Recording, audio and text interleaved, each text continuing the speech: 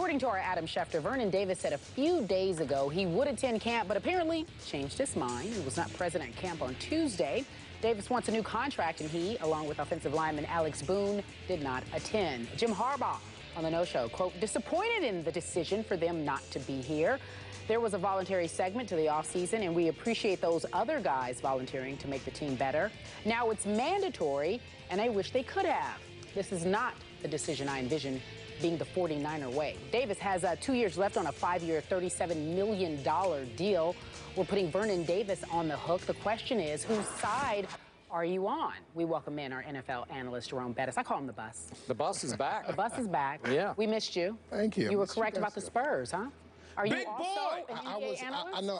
I said I was disappointed in Miami. I was actually rooting for Miami, but I was impressed at how the Spurs dismantled. Dismantled. And I was impressed by that, but I was very disappointed in how the Heat showed. He just used the word dismantled. The bus did. That's appropriate, is it not? Well, I know, but I'm just shocked that we're saying that the Spurs dismantled the Miami Heat, which they did. Uh-oh, and he loves every moment of it. Whose side are you on? Actually, I'm mixed. I'm on Vernon Davis's side in the sense that I understand you have a short window. You've got to take advantage of your opportunities. When you're playing above what they're paying you, there should be a change. But I'm also of the mindset that you do it when there's 1 year left on your contract, not when there's 2 years left on the contract. So, it's a situation where Vernon Davis, I understand what he's thinking, but I don't think right now is the right thing to do. With 2 years left, I probably would have gone to the mini camp and showed my face and showed the goodwill so that they can then go upstairs and say, okay, what do we do in this circumstance? Stephen A., your take. Whose side are you on? Normally, I would never be on a player's side from the standpoint that you sign a contract, you honor it. But all of that goes out the window when it comes to the National Football League because they do it to players all the time. You sign contracts, you give signing bonuses or whatever, you'll cut them, you'll waive them, you'll find a reason to get rid of them. Nobody does that better than the NFL. And so when you're a player, particularly considering how violent the sport is, you really, really do have to strike when the iron is hot and go for yours and do what you can to make the money that you believe you justifiably earned. In the case of Vernon Davis, however, even though I'm of that mindset and I'll give him the benefit of the doubt and agree with him, at the same time, I do look at what Jerome Bettis just said in terms of him having 2 years left. You could have at least showed your face to a mandatory mini camp in June. It's not August where you got to play in preseason games. It's not the start of, a full throttle training camp. It's none of that. It's a mini camp. Go there for a few days, show your face, show that this is a place where you want to be. Not just because you want to be there, but because despite the fact that nothing is more important than you, something just as important as you is going on. The San Francisco 49ers are no joke. These guys are legitimate Super Bowl title contenders. They have been to 3 straight NFC championship games. They've gone to a Super Bowl. They have been knocking and knocking and knocking on the door. Their defense is still elite. Offensively, you've got a couple of running backs. Colin Kaepernick's going to have to show up and do what they're paying him now to do. But if you're Vernon Davis, while wanting your money, you also have to understand that there's something that's going on here that's special and it's big, and you have to make sure that you're not that big of a distraction in that regard. Showing your face at the minicamp would not have been that big of a deal. You didn't have to practice, but you could have at least showed your face. Okay, both you guys make good points, and I think you're kind of on the fence on the issue. Let me just say, my bottom line is I am not on Vernon Davis's side here. While I am usually, especially when it comes to the NFL, all about players getting paid as quickly and as much as they can get paid because of just how damaging this game is. But timing is everything, and his timing is all wrong to me. Let's look back. 2010, he signs the biggest tight end contract in the National Football League. And in 11 and 12, he did not make the Pro Bowl. Last year, 13, he did make the Pro Bowl, and it was only his second in 8 years. So we're not talking about superstar here. And then in last year's playoffs, we're talking about timing here. Yes. There wasn't much Vernon Davis sighting going on. The game in Green Bay. Well, he got 2 for 37 at Green Bay. At Carolina, 1 catch for 1 yard. Again, he might have been triple teamed for all I know, but 1 catch for 1 yard. And then at Seattle, 2 catches for 16 yards. 16. Grand total, 5 catches for 54 yards with 2 touchdowns in 3 playoff games.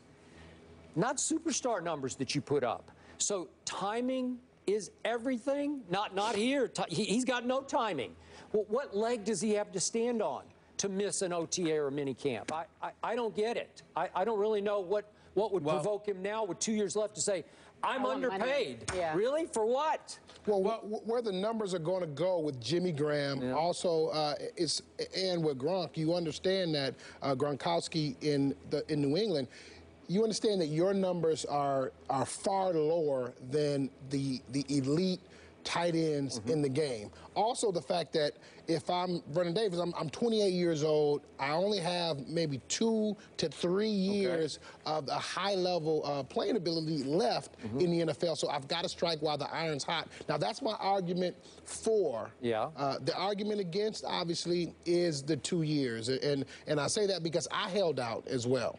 Okay, so I understand this process. With what, with a year one to go? year, with 1 year to go. When How I old was were with you? I was young. I was with the Rams. Okay, it was my your first 3rd time year. around. Okay, I got it. It was my 3rd year in the NFL. We had talked about a deal. It never materialized, and so I felt that that's what I needed to do. Had you outplayed your rookie deal? Absolutely. Okay. 2 years, 2 Pro Bowls.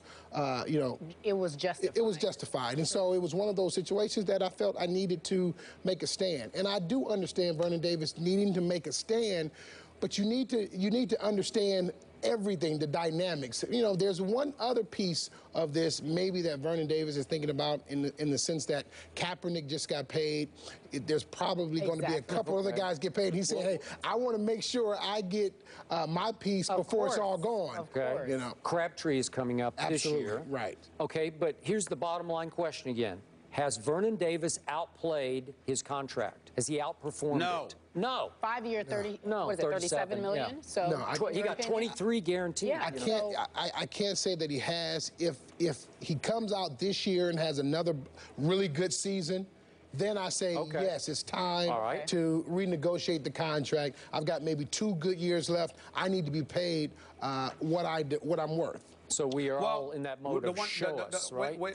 The one point that y'all might be missing about Vernon Davis, and this is almost blasphemous to me to say, and I must admit that because the man did have 52 receptions for 850 yards, with us knowing that Colin Kaepernick still has room for improvement as a quarterback, even though we're all happy he got his money because he's a dual threat and he deserved it. Vernon Davis may not be scared of just getting hurt. He might be scared of getting shut down. Like you said, Skip, 2 catches for 37 yards against Green Bay, 1 catch against Carolina, all right? And then after that, 2 catches for 16 yards against Seattle. Well, Green Bay's better, all right? Carolina is on the map now. Yep. And Seattle ain't going anywhere. And by the way, Arizona's coming. So it's just possible that he wants to strike right now, because there's some question as to whether or not he's going to perform moving forward. Now, I don't mean to put him out on Front Street like that, but like you said, Skip, 5 receptions for 54 yards in the span of 3 playoff games, and you talk about a contract extension. I don't blame him for trying to go for his money because Jimmy Graham is trying to get his too. I get that.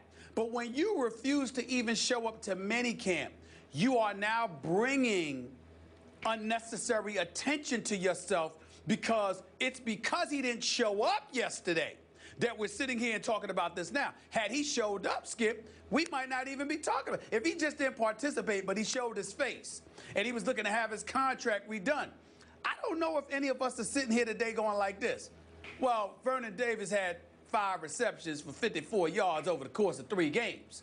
It's because he refused to even participate and show his face that we're like, wait a minute, What's up with you, bro? I mean, shoot, some could argue you didn't show up in Seattle in the NFC Championship game. So, do you expect him to hold out of training camp? Absolutely. Now the line is drawn in the sand. Okay, so he can't go back. He has to. And when you look back, there's another case very similar to this, Marshawn Lynch. Yeah. He decided to come into camp. He didn't work out. You see him with his hoodie on, not saying anything. Everybody understands that there's a contract issue. He wants to get paid. So there is the other side of the coin as well. One quick note, Skip. The other day, man, we were at the finals, and you know we had one of the, we were never off, but in sometime in the afternoon, I think it was a Saturday afternoon. I forgot what day it was. I'm clicking on the TV, and I turned to CNBC because you know I got to monitor the money. You understand what I'm saying? I got to monitor the money, right? Yeah, you got to take care of your cash. Who's there in the streets on Wall Street, Skip? It's Vernon Davis. Talking with a bunch of financial dudes about dollars and cents and spend and so in other words, he's about his money. Yeah. But good point. You've got to be about performance too. Yeah. All right. Well, maybe they told him. Maybe they told him to hold out. Well, if you're hanging with the Wall Street guys, they may have said he's got Wall Street on his mind. And he's also sold. I think he sold that. 10% of his his he future did. earnings as well. So he's on the cutting edge of the financing part. I'm not mad at him. No, I not at all. respect it. He just has to perform, businessman. Vernon. Yep. Vernon, you got a ball. Jerome, you got a ball. We always appreciate you enlightening us. You're welcome back anytime. Thank you. Coming up next, what were you doing in the 6th grade?